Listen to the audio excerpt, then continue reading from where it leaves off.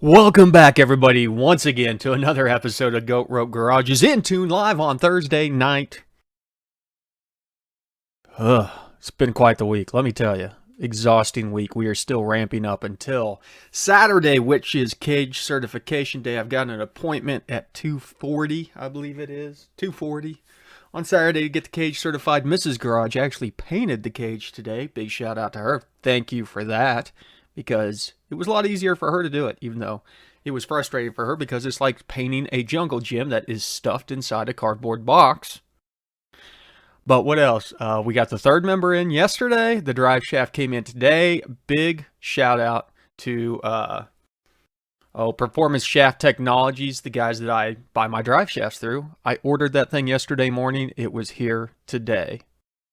Man, what a hookup. Those guys are awesome. And then, axles will be in tomorrow.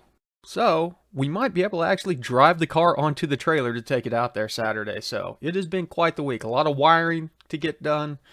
A lot of sensors to hook up. I'm tired. I'm ready for a vacation from the smoke monster. If you weren't in the chat, we were talking with Jim White and his map sensor issues. Some interesting stuff. I'm still not sure what's up with the map sensor going high and staying high. That's questionable. Yes, PST rules. Yes, got a gas pedal to fit and finally go full throttle. Listen, seriously though, if you guys are in a market for a custom drive shaft, give those guys at PST a shout. They're not a sponsor by any means. They built my carbon fiber drive shaft that I destroyed. That was my own fault, not theirs by any means. And got that thing out in like a week. And then I called him up on Wednesday and said, hey, I need a drive shaft. How quick can you get me a 3-inch chrome on? And he said, we're out of 3-inch tube ends right now. We can get you a 3.5-inch out tomorrow. And I said, let's do a 3.5-inch and send it to me overnight. And they said, oh man, you really need it. I said, yeah, I'm trying to get it here before this weekend. 2 hours later, it was built and shipped. So to get the HPT Barrow bit swap. I don't even know what that is, Jim White. I've never even heard of it. Elaborate. What up, Super Slow? Ooh, that's a good question. I'm not quite sure what the difference between pre-cat and post-cat O2 millivolt readings would be.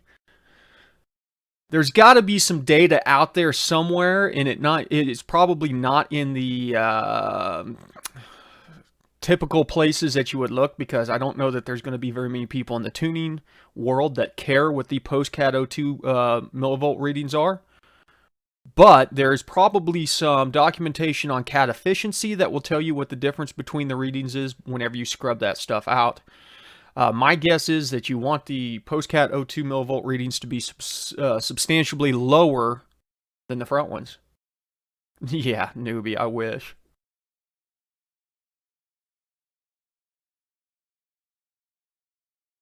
User parameters. That sounds gross, Jim White. Trying to decide on gears and an LSD for the Super Slow Rado. I went with 3.0 on the rear, which is going to be great on the highway, but I don't know how effective it's going to be on the track. I hope we just have enough torque to go.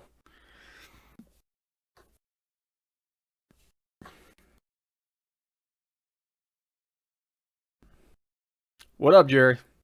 What is going on? I'm trying to think. I've done so much stuff. I got switched it over to an external map sensor. Had to relocate the oil pressure sensor. Started the wiring.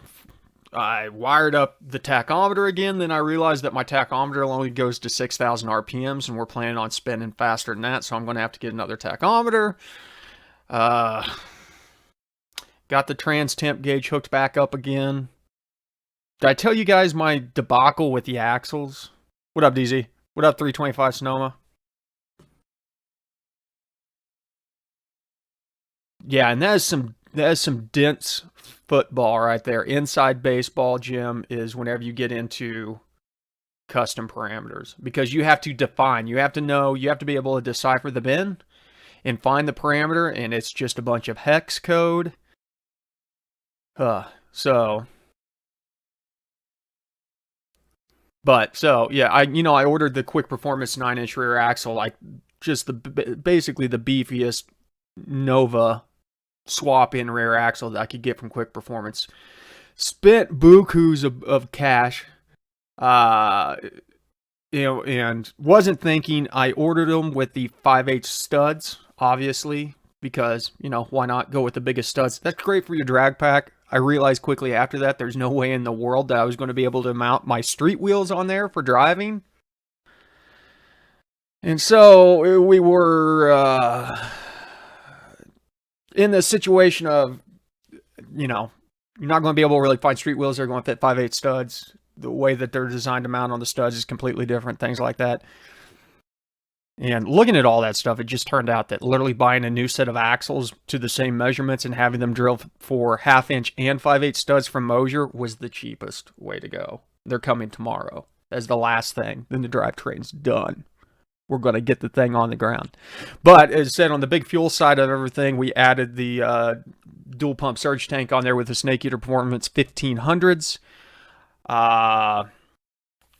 And so yesterday I actually went through, because I don't know if anybody, there's probably a couple of you that remember whenever we set the Holley Terminator X up on the big block originally, the VE table required me to really skew that thing out for some reason. And we never could figure out if it was switching between maps or injector data or something got messed up. In order to get that thing started, naturally aspirated, I had the VE table dialed up to like 200% in some places.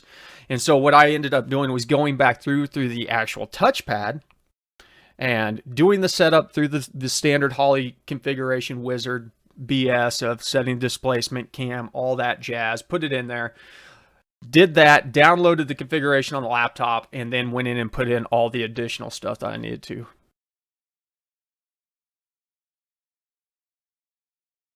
That's interesting that post-cat O2 voltage would be right around 50 millivolts. They've got to be a different kind of oxygen sensor then.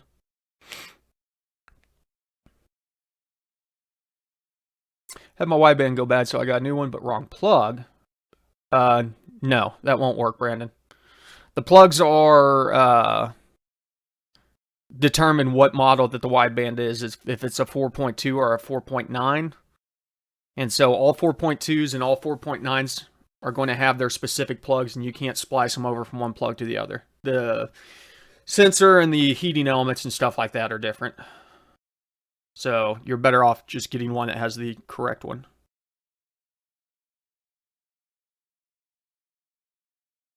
If it starts mimicking the pre-cat, then you know the cat isn't working. Well, the pre-cat is designed to be at 4.5 or 450 millivolts. That's why it doesn't make any sense that the post-cat would be at 450 millivolts, because it would essentially be reading the same thing as the pre-cat.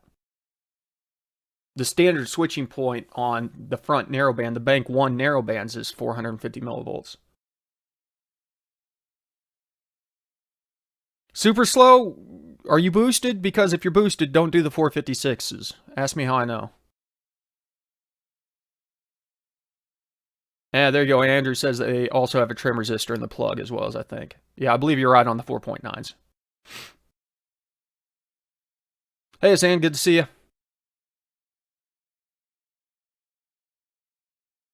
John Smith, LS3 valve covers have built-in PCV. Does that mean I don't have to put in an inline PCV? Are you sure it's not in the valley on the LS3s, John? It's been a while since I've worked on an LS3. And then Jerry says just look up the drill method for drilling out the PCV. I thought the PCV was in the valley cover on those for some reason. Maybe I'm thinking of the 5th gens. Would you bump the millivolts up for any reason? On the pre-cats? Yeah, because if you put headers on, it changes your switching point. And what I like to do is log millivolts for Bank 1 sensor 1 and Bank 2 sensor 1, and use averaging and to see what the average switching point is for the banks. They should be close, but if you've got a slight exhaust leak or something like that, it might be a little bit higher than one bank might be a little bit higher than the other. But as long as you're idling at stoic and then you can see what those average switching points are, you can use that to dial in the front for a closed loop. You're welcome, David. It's in the driver's side rear. Okay. Shows you why I know.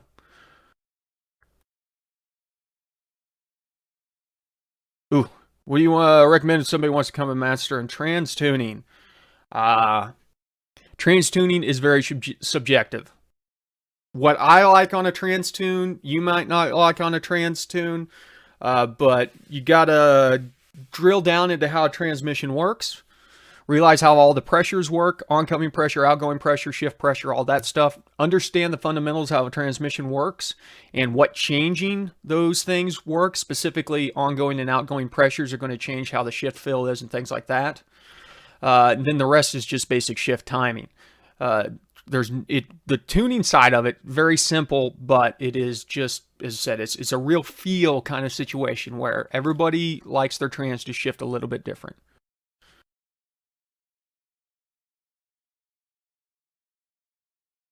ICT car guy, I appreciate it, brother. Keep your eyes peeled. And if you're not already following me on Instagram, jump on there, because if I have issues, I will probably be using Instagram and the community tab here on YouTube to shout out to people. We're hoping for no issues whatsoever. This car is being built for a 2,000 horsepower setup.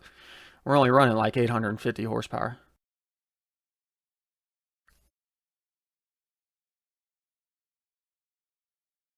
If it's reading 78 in open loop, your narrowband switching points are off. Headers are just guaranteed that it's going to be off.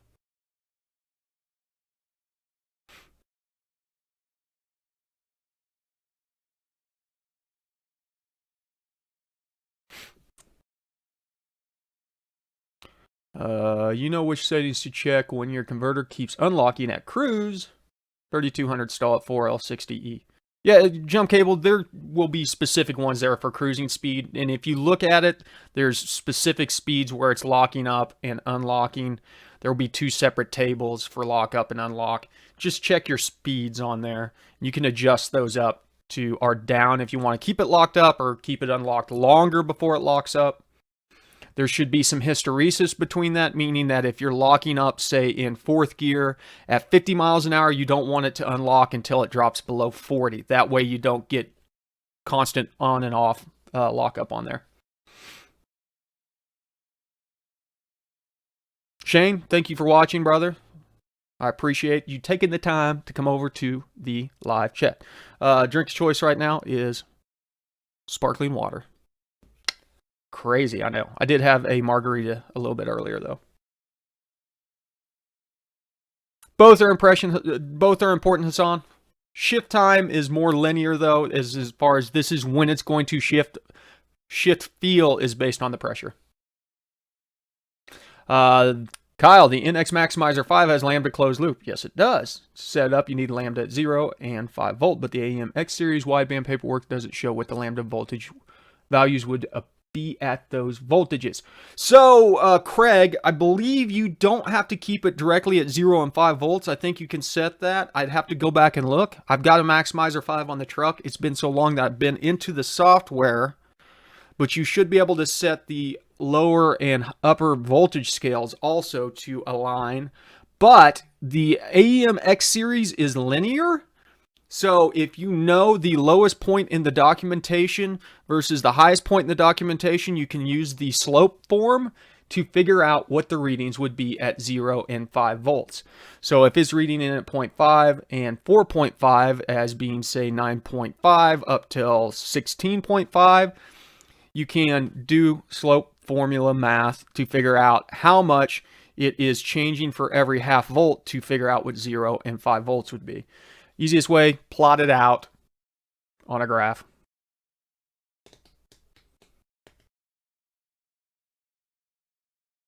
And when in doubt, Craig, call the guys down Nitrous Express. There will be somebody in the office that can answer that for you. Or shoot me an email. I'll open up my software and look at it, because I don't know that I'm using the closed loop, lambda closed loop option on the Maximizer 5 because of all the crazy stuff that I've got going on the truck. But there's definitely some stuff that you can do on there, and I'd be more than more than happy to fire up the software again and, if need be, help you out with the scaling on there to figure out what the equivalent would be. In fact, you can use the AEM formula. There's a specific formula that they have in the documentation that will show you put this in for your scanner software and stuff like that. And it'll be voltage plus blah, blah, blah divided by blah, blah, blah or whatever. You can use that and just put in 0 and 5. And it will also get you the outputs for what 0 voltage and 5 voltage would be. So multiple ways to approach it. And all that is that formula that they use to plug into HP tuners is just the slope function. So let me see if I've got it set up on here and we can take a look at what I'm exactly talking about. Tools, math parameters. I don't guess I do on here. But as I said, hit me up if you need help.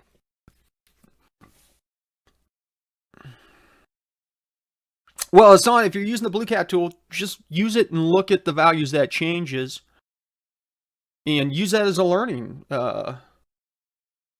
tool. You know, follow along, look at the data before and after, see what the what the changes have done, how it fixes and stuff like that, how it makes it feel.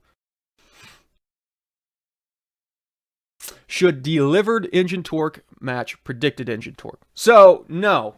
Generally, you're going to want predicted engine torque to be just a smidge higher than delivered engine torque, because predicted engine torque is fuel and airflow, whereas immediate is spark. Predicted, though, is going to be the driving factor on delivered engine torque. If delivered ever gets higher than predicted engine torque, it's going to start closing your throttle body. Fifth gens. We got our good old thumbs down every week. Thanks. You know who you are.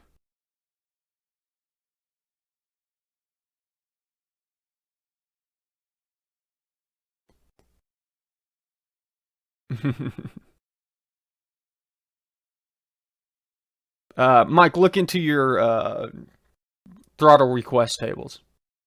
It's probably not virtual torque, it's probably just throttle request. Try bringing up throttle request a little bit.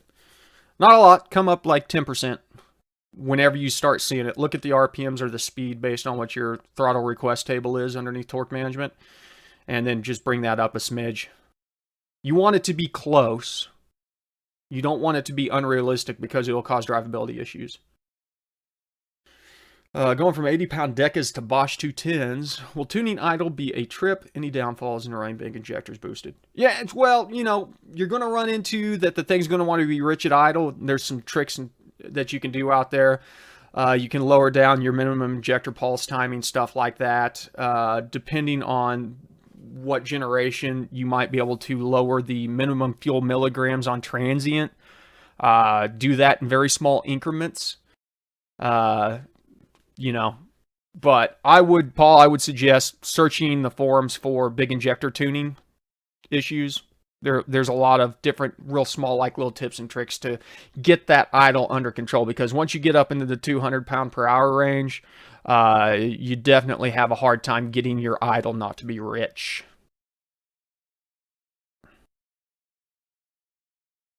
He thumbs downs. I'm telling you, that guy, he's got it on subscription notification, so he can thumbs down as soon as I post it.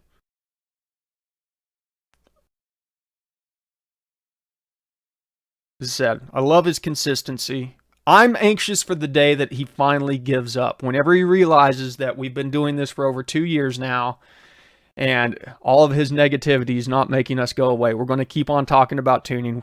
And more importantly than anything, we're going to keep on giving away this information for free. That's what he hates. Do the pre-built tables and configs you have? No, they don't have the stuff for torque tuning in there, Scuba Sam. It's basically just the stuff for air, fuel, spark. Torque tuning is such a specific thing. Maybe one of these days when I have a week to sit around and build out all the stuff that I do for Gen 5 stuff, I'll throw together a Gen 5 table pack that has some of the torque tuning tables I like to use, specifically whenever you're talking about torque tuning for idle and stuff like that. Because the biggest thing that you see still to this day is that guys are tuning 5th gen stuff out there, and then whenever you look at their 5th gen tunes, like the idle is still like running negative timing and stuff like that, because there's not a lot that you actually need to do on virtual torque. The virtual torque tables, for the most part, is if you look at them, everybody's like, oh, you need to fatten these up. No, you don't, because you're making more airflow, and so they scale up into the airflow area. But what happens specifically on cam setups is you're making less airflow down there and less power. And in that area, there's not much resolution. And what'll happen is that it will try to use timing to control too much of the idle, and it'll end up running like -5 or -10 degrees timing. It's an EPA agent. You're correct, John. He made too much money, if you ask me. Hey, Frank. Just started tuning so far. Everyone to learn. Thanks for your videos. You're welcome. 2000 Silverado with 6.0 swap. Front flip. Awesome. Thanks for joining the live show, Frank. Yeah, Sam, I want to do that, and then I also want to do one for the zone-by-zone VE tables, but that one's a little bit more in-depth because it's based on how you have your zone layouts, and so I'm trying to think of a way of doing a document that walks you through setting your zones up and doing the zone filtering, because I think that would help a lot of 5th gen people out, but it is so intense, and not intense, but it can be a little bit overwhelming getting all of those. You know, you've got 29 individual graphs that you're setting up for scaling up, you know, within those zones. And so it's like just trying to figure out a way to approach it, you know.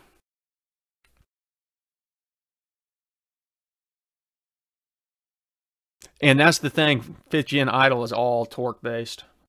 And I found for the most part, you know, it has this stuff over on the torque underneath idle. It has the torque, whatever settings on that stuff. You don't have to touch that. You can just basically adjust the virtual torque table for idle and it'll be good.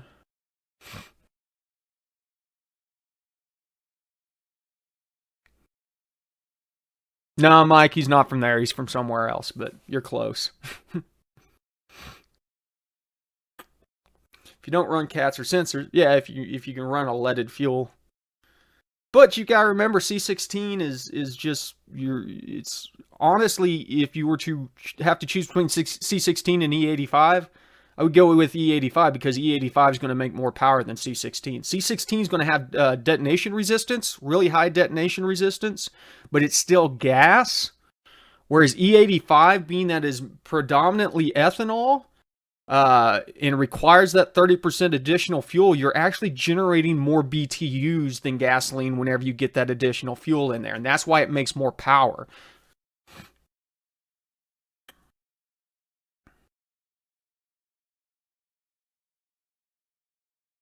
Why do you change your zones? Because, well, for one, if you're on a naturally aspirated setup and you're going to a 2 or 3 bar setup, you've got to rezone your areas out there so you can actually have the resolution. But the long and short of it is the individual zones, because of the math that's behind them, they have to conform to certain shapes. And as you develop out your volumetric efficiency table in VVE, some areas won't confine or stay within the shapes that are required, and the math will skew and cause different areas to pull up and pull down as you're making those adjustments. And what you can do is adjust zone boundaries, kind of where those bad areas are at. So this area now sticks to this shape, and then this area over here can have its own separate shape, whereas if this was all one zone, it can't have a shape like that. And so whenever you try to pull one side up, it has to balance out because it's all math.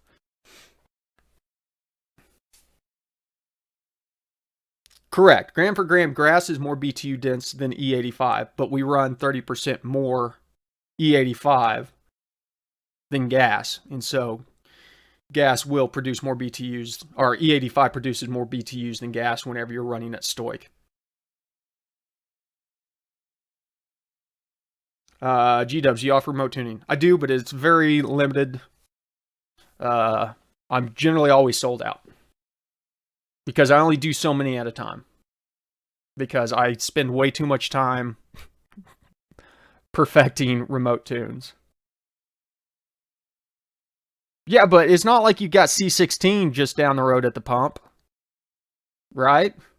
So if you're going somewhere to buy C16, you might as well be going somewhere to buy E85 at a third the price or a quarter of the price of what C16 is. Even C16, even E85, like out of the can from VP, is less than half the price of C16. So there's just really no benefits to run C16 if you have a fuel system that can handle E85. Other than you don't need that additional 30% overhead on C16. MS109, same, all that stuff, all the 100 plus octane stuff. Because you got to realize E85 is around 110 octane equivalent.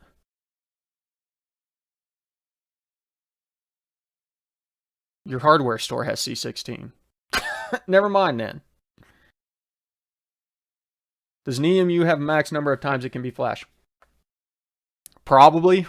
All electronic devices has a shelf life on rewriting the data bits on them. Brad, I will get to your log tomorrow. I'll be around the garage tomorrow, so if you're around, let me know. We can get some stuff knocked out. I've got a couple projects I got to finish up. Taste testing the fuel is fun. You're good, John. Super Auto bed cover. It is... You'd have to ask. I bought it, installed it. Well, I bought it, not installed. I bought it from the dealership, so it was whatever the one that was in the Chevy catalog. It is watertight because it sits on top of the rails. I have a carpet liner also. I don't like it as much as the back flips. I normally ran the back flip covers because they sit flush. I like those better. I like the look better, but I think this one is more watertight. I will try and look at what brand it is next time I'm down at storage. I actually need to get into the Super Auto and do some stuff this weekend, so.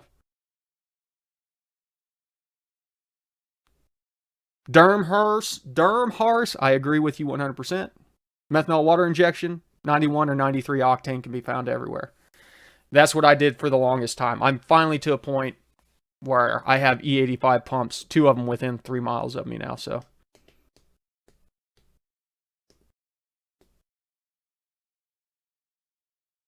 Dusty 243 heads off your shelf. I don't have any 243 heads on the shelf. What are you talking about?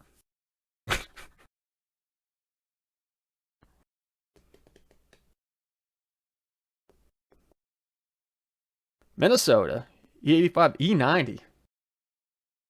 Any good tunes for an 08G Patriot? I've never even looked at the tune for an 08G Patriot. Oh, yeah, I've flashed the one in the Silverado probably, well over 1,000 times. Joe, it's good to see you anyways, brother. Hey, I said earlier, Joe, I went back through and since I put in the snake eaters and all that stuff, I did the wizard on the touchscreen for the Terminator X and set it up with the snake eater performance through that with all the settings and then downloaded it so I could have a sane looking volumetric efficiency table that's not going up to 200%. So I'm hoping tomorrow that I can fire that thing up and see if it'll actually start after that. So I'll let you know because I'm still, I don't know, if I haven't sent you that VE table, I may have back in the day whenever we were originally talking about it. It's not Tuxedo. I can't remember which brand it is. Brad, awesome. Another Australian in here. Love all the Australians. Appreciate you guys.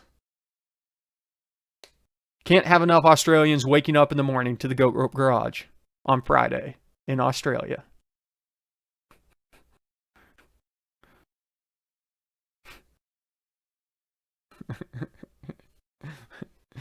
I promise you, it is not Joe.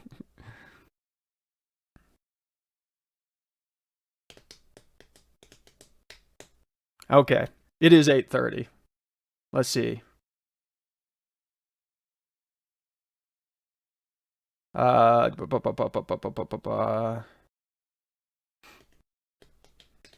Take parts off the Super Autos for raffle. No, the Super Auto is perfect the way it is. It runs. It just, listen. we're getting that thing out of the garage here after Rocky Mountain Race Week, maybe. We're getting that thing out of the garage, pulling the bed off of it, putting a 28-inch rear end on the back of it. How's that sound? Maybe a 24-inch rear end on it? Think we could get away with the 24-inch rear end on the back of that thing? Okay, you guys know the drill. I'm going to bed. I'll see you guys next Thursday. I'm going to get some content out this weekend, I promise. Been too busy. And honestly, it's not stuff that you care about, so I'm not wasting your time like some of these YouTubers out there. I'm not wasting your time. Okay, yeah, I do waste your time sometimes, but I'm choosing not to right now. Okay, you guys know the drill. Thanks for stopping by the garage. Remember, ABT, always be tuning.